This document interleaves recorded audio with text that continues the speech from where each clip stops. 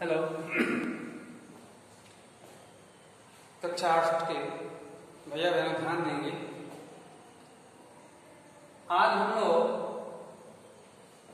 Social and political life, सामाजिक और राजनीतिक जीवन पढ़ेंगे सोशल साइंस के अंतर्गत। ऐसा क्यों? हम आपको ज्योग्राफी पढ़ा रहे थे, परंतु इस बीच एक व्यवस्था में परिवर्तन हुआ कि अभी आपको ज्योग्राफी श्रीमान शैलेंद्र आचार्य पढ़ाएंगे और हिस्ट्री आपको ब्रह्मसूत्र जी पढ़ाएंगे ही। जैसा कि ये पॉलिटिकल लाइफ पढ़ा रहे थे, अब हम पॉलिटिकल लाइफ पढ़ाएंगे और ब्रह्मसूत्र जी हिस्ट्री पढ़ाएंगे और श्रीमान शैलेंद्र जी ज्योग्राफी पढ़ाएंगे। हम अध्याय 3 हमें संसद क्यों चाहिए, इस पाठ को श्रीमान जी ने प्रारंभ किया था और इस पाठ में हम लोग अधिक से अधिक पढ़े थे। केवल हेडिंग ख, सरकार को नियंत्रित करना, मार्गदर्शन करना और जानकारी देना, यह हेडिंग यहाँ से मुझको जो सूचना दी गई कि यहाँ से पढ़ाना है, जिसको मैं आज आपको प्रस्तुत कर रहा हूँ। भैया बहनों, जैसा कि पाठ है हमें संसद क्यों चाहिए। अब आपके सामने आचार्य जी उस प्रश्न को खड़ा किए हो न किए हो ये बात अलग है, परंतु आप अपने मन में ढूंढिए कि हमें अपने परिवार में मालिक क्यों चाहिए, हमें संसद क्यों चाहिए। तो पहले आपसे हम यह प्रश्न का उत्तर चाहते हैं कि हमें परिवार में मुखिया क्यों चाहिए, बता सकते हैं? अदिति, हाँ बोलो। ठीक है, जो आप सोची हैं, जो आप कह रही हैं, सही कह रही हैं कि हमें परिवार में मालिक क्यों चाहिए, मुखिया क्यों चाहिए। तो हमें मार्गदर्शन करने के लिए, हमें भोजन देने के लिए, ठीक है, क्योंकि हम तो भी छात्र हैं, कमा नहीं सकते। हमारे सारे व्यवस्था को संचालित करने के लिए हमें मुखिया की, मालिक की आवश्यकता पड़ती है। अब दूसरा क्वेश्चन करते हैं कि हमारे जो गांव है उसमें प्रधान क्यों चाहिए, ग्राम प्रधान। तो आप इसका उत्तर देंगे कि ग्राम प्रधान जो है गांव की सारे व्यवस्था को संचालित करने के लिए, कमियों को दूर करने के लिए, जो तरह तरह के विकास के जरिया है जो सरकार के द्वारा प्राप्त होता है, उसको ग्राम तक ला करके और मुहैया कराना, ठीक है। ये तमाम उत्तर आपको मिलते हैं। ठीक उसी प्रकार से हमें संसद क्यों चाहिए। तो हमें संसद जो है, अर्थात संसद का अर्थ है कि जो देश के स्थितियों को और देश के सारे कार्यक्रमों को, अर्थात देश के व्यवस्थाओं को सुचारू रूप से संचालित करने के लिए, चलाने के लिए हमें संसद की आवश्यकता पड़ती है। क्यों?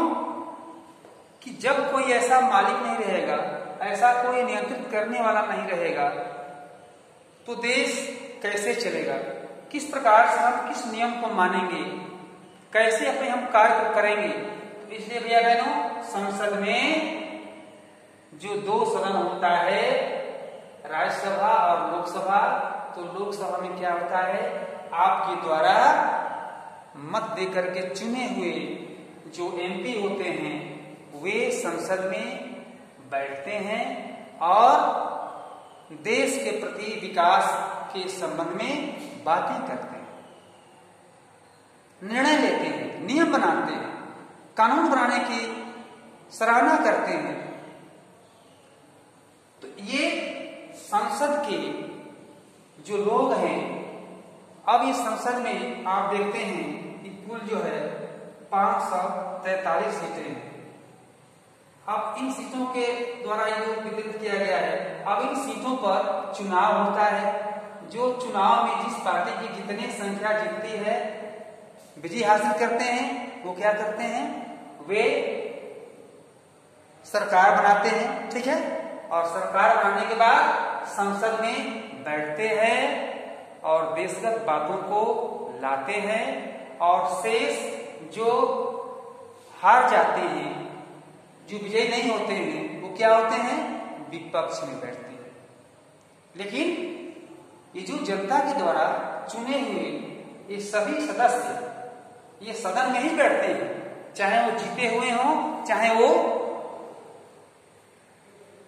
इस प्रकार से जिस पार्टी के जो हमारे सांसद जीतते हैं, विजय हासिल करते हैं, वे सब बैठते हैं, और जिस पार्टी के कम सदस्य हैं जो विपक्ष में होते हैं वो भी बैठते हैं, और देश के जो भविष्य जो संरचना है, जो कमियां हैं, इस पर विचार करते हैं। इस प्रकार से हम इसको पढ़े। आचार्य ने इसके अंतर्गत अनेक बातों को और जो पढ़ाया गया होगा वो आप सुने होंगे, इसके संबंध में और जानते होंगे। इस प्रकार से ख है सरकार को नियंत्रित करना, मार्गदर्शन करना और जानकारी देना, ये हेडिंग है। तो सरकार को नियंत्रित करना, अब सरकार को नियंत्रित कौन करता है? आपके परिवार में मुखिया को नियंत्रित कौन करता है? बोलिए, क्या मुखिया जो चाहेगा वही गलत करेगा? उस परिवार में और कोई ऐसे सदस्य नहीं है जो बड़े बुजुर्ग हैं, जो मुखिया हैं, क्या वही सब कुछ करेंगे? वो कभी गलती करते हैं तो क्या इस गलती को टोकने वाला कोई नहीं है? क्या हम आचार्य हैं, हम कहीं पढ़ाते हैं 2-2 कहीं 8 लिख देते हैं, तो क्या हमारे भैया बहन टोक नहीं सकता कि आचार्य जी आप 2-2 8 लिखे हैं, ये 2-2 तो 4 ही होगा, ठीक है। तो इस प्रकार से एक सूक्ष्म मार्गदर्शन, हम तो ये मानते हैं कि जो मुखिया है, जो देश के मार्गदर्शन करता है, वो सब अच्छे ही बोलते हैं, अच्छे ही सोचते हैं, अच्छे ही करते हैं, परंतु इसका मतलब ये भी नहीं है कि 100% तो अच्छे ही करते हैं। जो गलतियां होती हैं उनको उलाहना देने के लिए, उनको मार्गदर्शन करने के लिए फिर कौन बहस करता है, कौन सामने लाता है? विपक्ष के लोग, ठीक है। अब ये विपक्ष के लोग क्या करते हैं? ये विपक्षी लोग जो हैं, ये विपक्ष अर्थात कांग्रेस, आजकल हमारे किसकी सरकार है? भाजपा, भारतीय जनता पार्टी की। कांग्रेस क्या है? विपक्ष है। तो ये कांग्रेस के लोग क्या करते हैं? जो सरकार के द्वारा नीतियां हैं, जो कानून है, जो उनके कर्तव्य हैं, और उनमें कहीं चूक होता है तो ये विपक्ष के लोग मार्गदर्शन करते हैं, ये सदन में बहस करते हैं, ये काम गलत हो रहा है। इस प्रकार से विपक्ष में आजकल कौन है? जैसे सोनिया गांधी, श्रीमान मनमोहन सिंह हैं, और कौन है? इस प्रकार से ये गांधी परिवार के लोग और अन्य जो हमारे कांग्रेसी हैं, अन्य प्रकार के, आप अधिक लोग जानते भी हैं, उस पर हमको जाने की आवश्यकता नहीं। हमें ये देखना है कि हमारी सरकार को नियंत्रित करना और मार्गदर्शन करना हमारे विपक्ष के जिम्मे होता है। ये लोग टीका टिप्पणी करते हैं और सरकार के सही काम के दायित्व की आलोचना करते हैं कि आप जो सही कर रहे हैं इसमें क्या क्या कमियां रह गई। ये बात हम पढ़े। अब लोकसभा में कुल सीटें कितनी होती हैं? 545। अब ये देखा जाता है कि सामान्य कितने हैं? 412। अब इतने लड़े, कितने में कितने विजयी हुए, कितने अविजयी हुए, हार गए। अनुसूचित जात 84, अनुसूचित जनजात 47।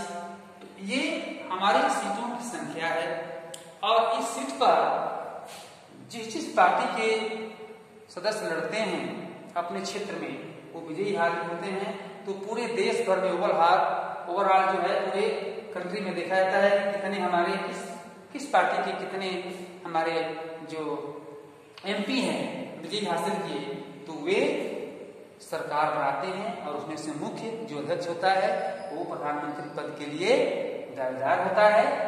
और ऐसे हमारी संसद की रचना होती है और यही संसद के लोग हमारे सरकारी तंत्र में हमें सहायता करते हैं, हमें विभिन्न प्रकार के लाभान्वित करने का योजना बनाते हैं। जैसे आजकल देख रहे हैं IT पर आ रहा है कि मोदी जी फिर बोले हैं कि अभी नवंबर तक गरीबों को ये चीजें मुहैया कराया जाएगा, कितना गेहूं, कितना चावल, कितना तेल, कितना चीनी का ये मतलब की और पैसे के रूप में, ये सब उनके द्वारा घोषणा होता है।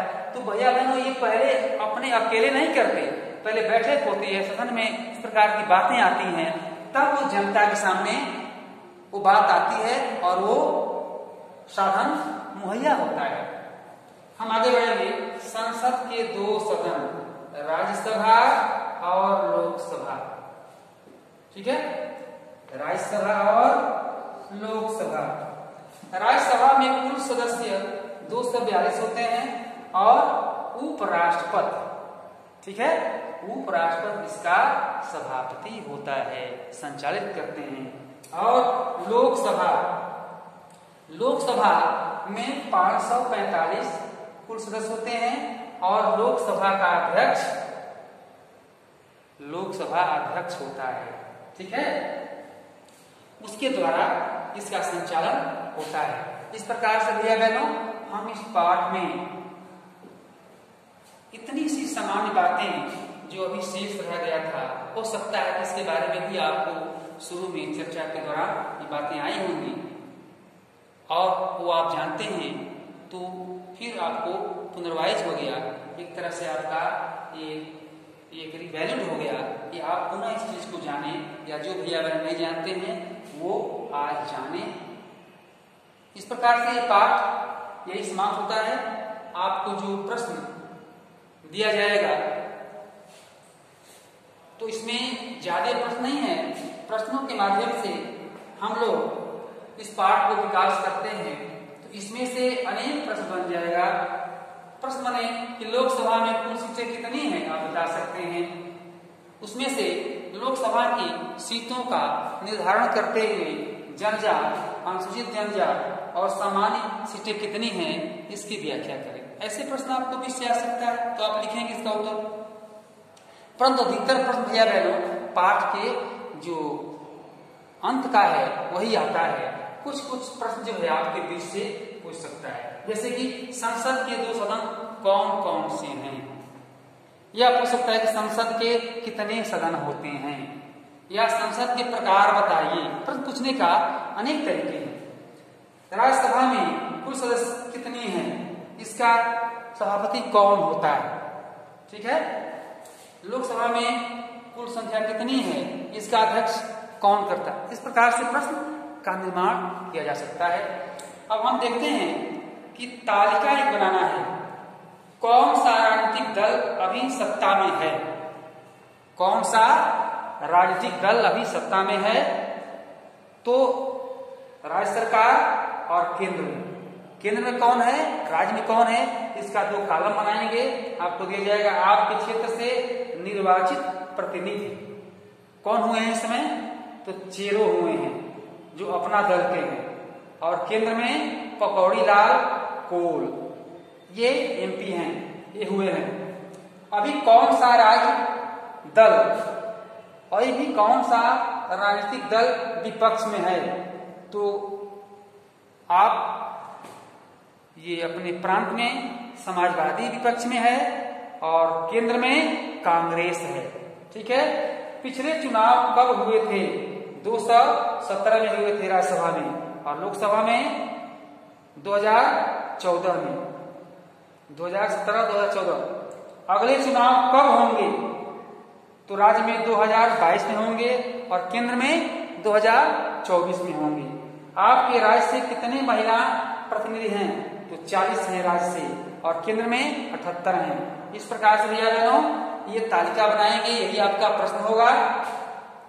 और होमवर्क भी आप करेंगे, स्वीकृति, गठबंधन एवं अनसुलझे किसे कहते हैं? एक दिया गया है शब्द विकास में, उसमें आप खोजेंगे मिल जाएगा कि स्वीकृति किसे कहते हैं, गठबंधन किसे कहते हैं। इसका उत्तर आप लोग ढूंढ करके लिखेंगे। बहुत धन्यवाद।